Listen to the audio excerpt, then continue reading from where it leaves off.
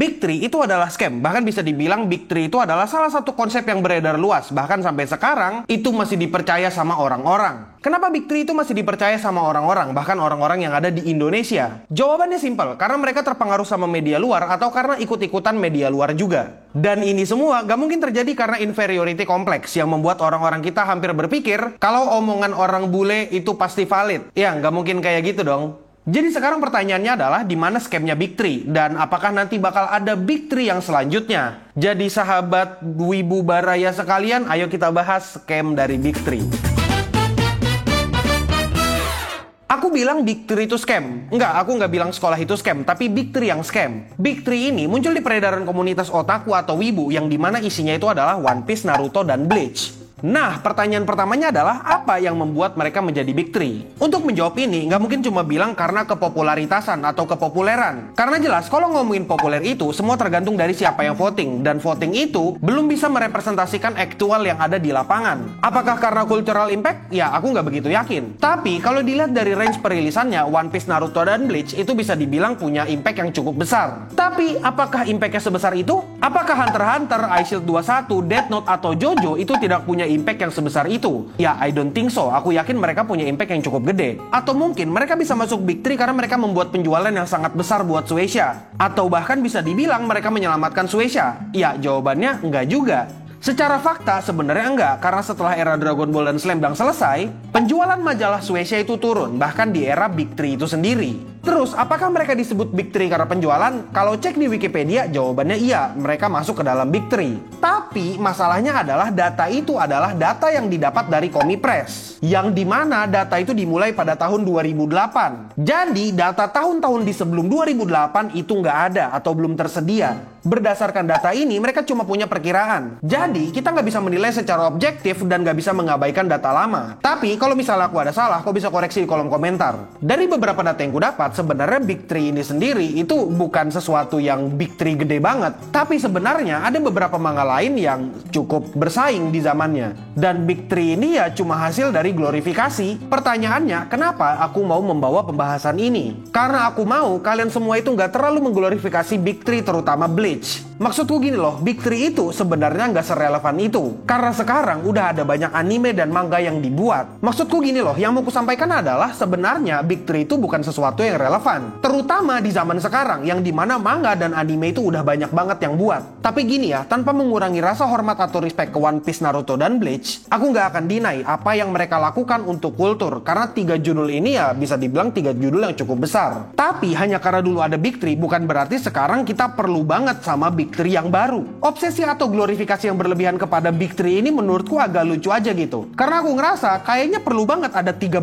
besar. Masalahnya ini bukan sekolahan yang perlu ada ranking 1, ranking 2, ranking 3. Yang penting itu adalah apakah manga itu punya dampak atau penjualan yang bagus. Kayak secara cultural impact atau secara ekonomi seberapa berpengaruh mereka. Itu adalah yang terpenting. Mau itu dia masuk ke dalam 3 besar atau enggak, selama dia punya pengaruh ya itu berarti ada legasinya. Maksudku gini loh, sebenarnya kalau mau cari Big Three yang baru itu agak susah. Dan kayaknya kita harus move on dengan konsep Big Three ini sendiri. Karena kalau dipikir-pikir dan kalau mau dicari tahu, sebenarnya dari zamannya One Piece muncul, Bleach muncul, dan Naruto muncul, mereka itu nggak selalu dalam angka 3 besar. Mereka itu selalu berganti-ganti. Jadi menurutku Big Three ini ya emang nggak relevan juga. Dan sebenarnya Big Three sendiri ya miskonsepsi. Dan kalau misalnya zaman sekarang mau dibikinin Big Three, itu nggak ada gunanya juga. Karena ya berubah-berubah mulu. Berdasarkan dari apa yang kuomongkan barusan, dari konsep Big Three yang sebenarnya nggak ada Big Three-nya, pesan yang mau kusampaikan adalah di setiap era pasti selalu ada manga yang pop up dan berpengaruh dengan kultur. Tapi mohon diingat lagi, kalau di setiap era itu pasti ada One Piece. Kalau katanya Kendrick Lamar, motherfuck the Big Three, it just Big Me. Dan Big Me-nya adalah One Piece. Sekarang gini, mengingat Naruto yang udah kelar lama dan Bleach juga udah kelar dari kapan tahun, dan bahkan sekarang katanya One Piece juga udah mau kelar, apakah bakal ada Big Three yang baru?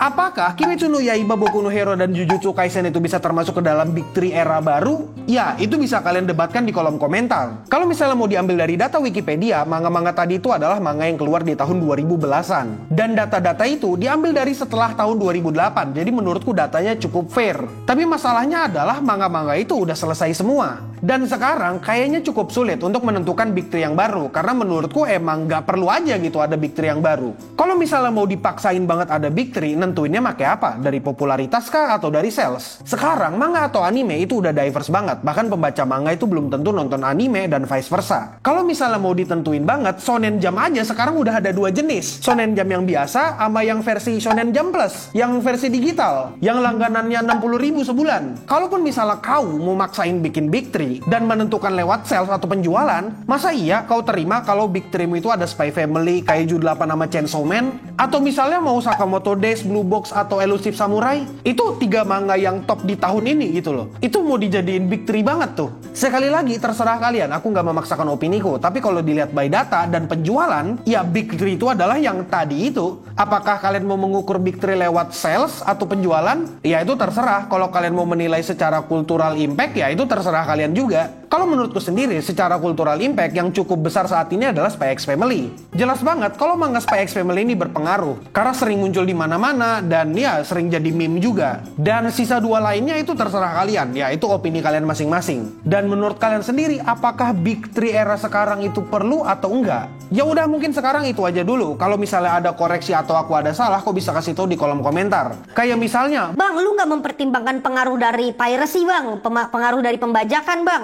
ya itu silahkan, karena aku emang nggak punya data itu dan nggak memasukkan data itu. Dan itu aja dulu, aku admin Yami, dan kasih tahu di kolom komentar kira-kira aku perlu bikin video tentang apa lagi. Dan itu aja untuk sekarang, stay clean and sound.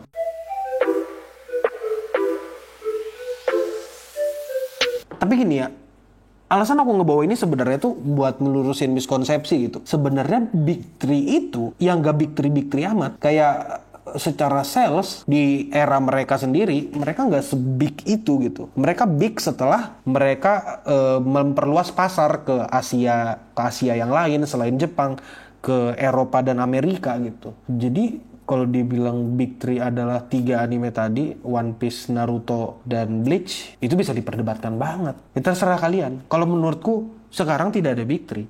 Malah kayaknya Big 5. Nggak tahu dah, terserah kalian.